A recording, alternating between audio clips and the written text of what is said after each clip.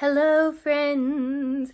I wanted to share for just a minute about some of the things that the Lord has put on my heart because I don't know what to do with them. So maybe you can help me. I have been praying and praying and praying, just like the rest of the believing community has been during this time. And I want to share a vision that the Lord gave me and it just get it out there, because then maybe it won't keep sitting on me. So I had been praying about the virus a few weeks ago, and I had a vision when I was praying, and I saw this red ribbon, and it was stretched across the White House, and where the president usually makes speeches from when he's outside, like up on that balcony. And he was standing in the middle, and he cut it right down the middle.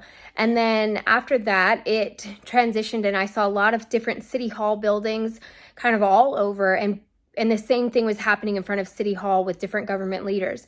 They were cutting this red ribbon. And then after that, it transitioned over to in front of my church. And there's this big hill next to it.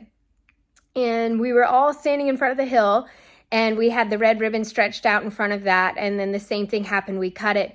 And then I heard dedication, ribbon of dedication. And then all of a sudden when we cut it, this huge white flag just went up into the air and started waving. It went up all by itself. Nobody made it go up. And we looked up and we were like, whoa.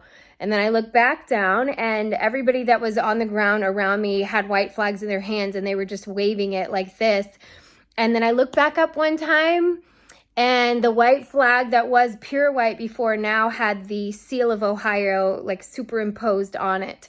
And I thought, okay, that's really cool. And what does that mean? And the Lord said it was a flag of surrender, and surrendering to his army, surrendering to his kingdom and his rule and his law, and anyone that will dedicate their land afresh and, cut that ribbon, dedicate their land again to him and raise this white flag of surrender. It's like, it's this covering that's going to come over you, whether it's in the political arena, in the church, in business, in your home. I actually did it in my home, and I did it with a group of women at my church. And it felt really beautiful when we did it. It just felt very powerful. And when I was looking up the white ribbon later, it made more sense to me, because they would take this white ribbon in times of war, or not white ribbon, but the flag, they would take it in times of war. And if you held it up, the other army could not attack you. It was basically like this law of parlay. Like, you can't touch somebody if they're holding up this white flag. And whether it was for a peace treaty or if it was for surrender or anything like that white flag was protection. And I even saw how if somebody on the same army as you were, to see one of their friends wounded out there, if they walked out with a white flag, the opposing army was not allowed to touch them. And so I just felt like the Lord was saying that we're surrendering to his army, but when we do, it's also signaling to the demonic army that it is not allowed to touch you. It is not allowed to harm you. It is not allowed to put on you any of the diseases that it creates and sends out, or the afflictions that it sends out. And I found that really encouraging. And I have a white flag hanging on the front of my house. And I don't know, I just really wanted to share that because it's been on my heart. And I'm just like, hey guys, let's hang our white flags. Let's cut our red ribbons. It costs nothing. Hang a white t-shirt, just make a symbol and a gesture before the Lord. And it's like he showed me the blood of Passover that just washed over the doors of the Israelites. It's like the same. It's a signal, and it's a Passover signal in a sense.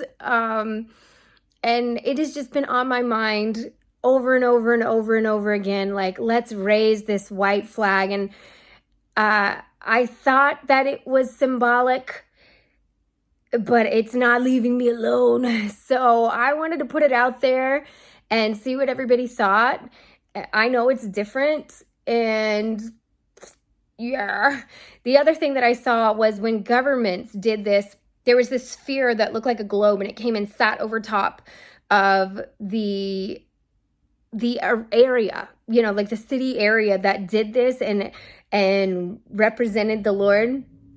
that way it came and it formed what looked like the top of a globe over the borders of that area. And it was like clear, like water, thin layer, and you couldn't see it in the natural. But then when diseases and missiles and curses and words would come, they would just dissolve and disintegrate into the water. It's like they were no more. And when people would come in from outside of the area that had sicknesses, they would literally be getting healed at the borders when they would cross that threshold over to the areas that were dedicated to God and where people had surrendered to him and to his supremacy. And yeah, so I can't shake that in my heart. I've sent it to a lot of people and I don't know what to do with it.